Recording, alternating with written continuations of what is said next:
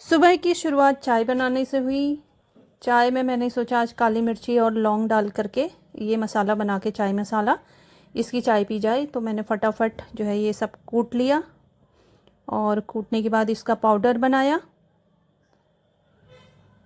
Powder को फिर मैंने चाय में डाला और आज इसकी चाय पी मैंने गुड़ के साथ में।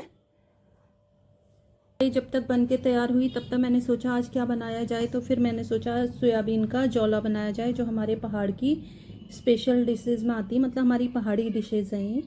तो उसके लिए मैंने पहले ये बिस्वार घोल लिया आटे का, उसमें मतलब गाढ़ा बनाने के लिए जौले को, इस वजह से। तो ये सोयाबीन मैंने उसका पेस्ट बना लिया। इस सोयाबीन को मैंने रात से भिगा दिया था।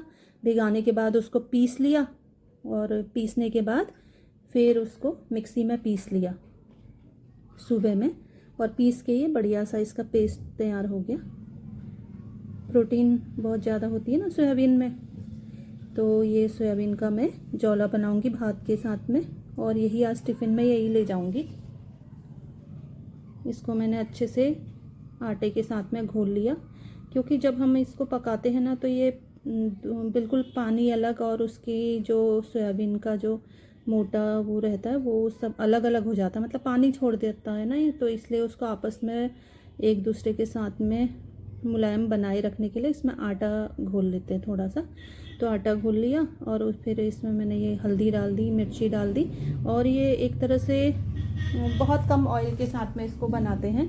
तो जो लोग ऑयल नहीं खाना चाहते तो वो लोग इसको ऐसे भी पका के चावल के साथ में खा सकते हैं। साइड में मैंने चावल उबालने के लिए रखने के लिए मैंने ये चावल पहले धो लिए, और इसको मैंने सोचा पहले भिगा देती हूँ, क्योंकि भीगे हुए चावल ज़्यादा अच्छे बनते हैं। तो ये मैंने चावल भिगाने को रख दिए कुकर में, और इधर मेरा ये सोयाबीन का जौला भी उबल गया था। तो ये भी मेरा बढ़िया से बन गया है। लेकिन जब मैंने इसको देखा उबलने के बाद तो ये फिर भी यहाँ पे मेरे को लगा कि ये ज़्यादा अच्छा गाढ़ा नहीं हुआ है, ये इसमें ये पतलापन सा लग रहा है।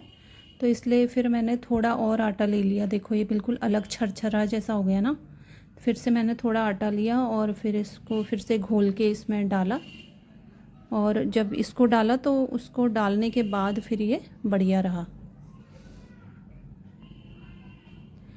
तो इसको फिर से ऐसे घोल के डाल लेना है, क्योंकि एक तरह से जैसे दूध फट जाता है ना, तो वैसे ही ये भी एक तरह से फटा फटा जैसा रहता है। तो इसलिए इसको हिलाते हुए पकाना होता है। तो फिर ये आटा जो हमने घोला वो उसमें डाल लिया, और इसको थोड़ा सा देखो अब ये गाढ़ा सा होने लग गया ना, ये बढ़िया सा। इस तरह से इसको बनाना है। और अभी तक मैंने इसमें नमक नहीं डाला है।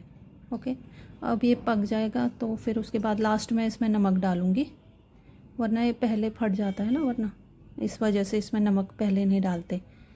तो और इसको चलाते रहना होता है, नीचे कढ़ाई में लगे ना, ये लग जाता है तो फिर वो जलने की महक सी आने लगती है। फिर मैंने इसमें नमक डाल दिया हिसाब से।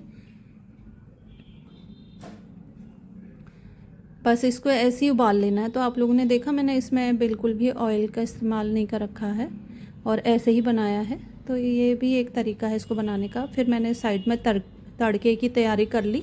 तड़के के लिए फिर मैंने लहसुन छील लिया, और फटाफट मैंने ये लहसुन छीले।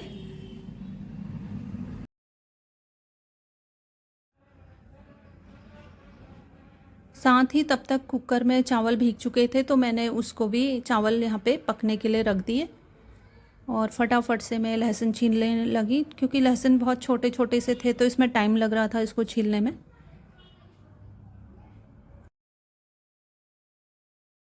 वैसे ना हम इंसानों को भी कितना स्वाद है ना, मतलब हर चीज़ में हमको स्वाद चाहिए होता है। तो अपने लिए ही उस काम को हम इतना कॉम्प्लेक्स बना देते हैं ना, काम बढ़ा देते हैं मतलब।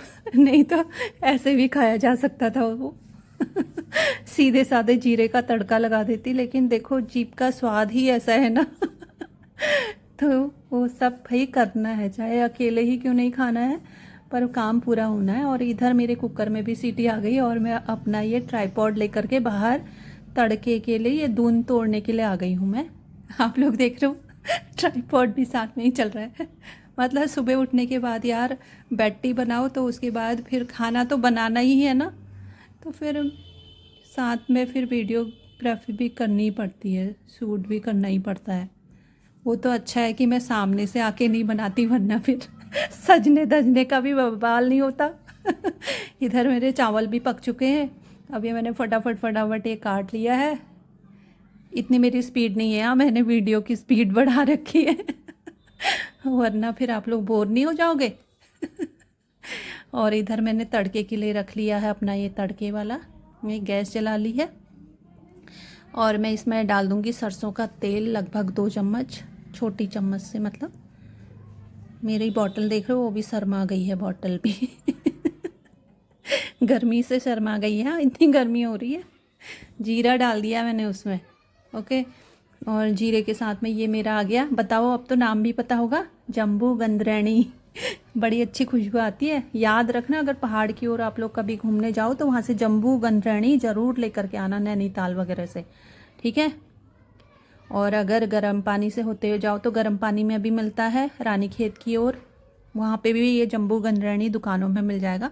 फिर मैंने इसमें दून डाल दिया, ठीक है। दून को डालने के बाद जब वो आधा फ्राई हो जाता है, फिर मैंने इसमें लहसुन डाला है और हल्की आंच में इसको फ्राई करना है। अब लहसुन भी तो पकाना है ना अंदर तक। बढ़िया, इतनी बढ़िया खुशबू आ रही थी ना उस वक्त किचन में, क्या बताऊँ। तो ये मैंने हिला हिला के इसको अच्छे से अंदर तक इसको पका लिया, जलाना नहीं है मतलब, ओके। ये जैसे मैंने हिसाब से पहले जैसे जीरा डाला, इसका उस मतलब उसके पकने के लिहाज से ही मैंने वो चीज़ें एक के बाद एक डाली हैं। और ये वरना वहाँ पे जल जाता, तो मैंने उठा लिया है उसको ज़रा।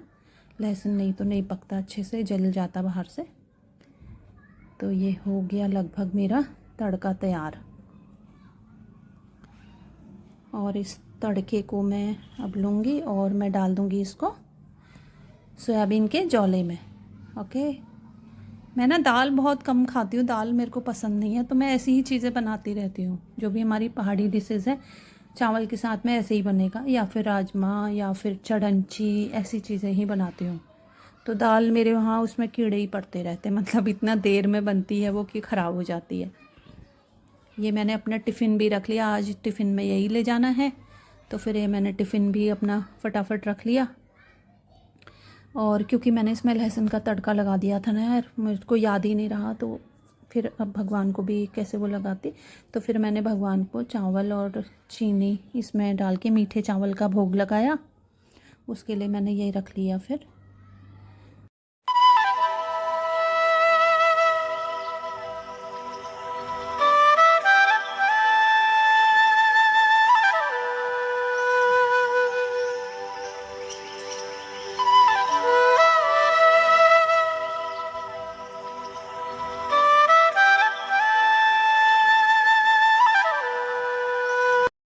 तो ये मेरा टिफ़िन तैयार है, ये भगवान का भोग तैयार है। तो आप लोग भी इसी तरह सोयाबीन का जौला कभी चावल के साथ में बनाइए, खाइए और हमारी इस पहाड़ी डिश को एंजॉय कीजिए। इसमें आप प्याज वगैरह भी डाल सकते हैं, पहले तड़का लगा के तब उसको डाल के पका सकते हैं।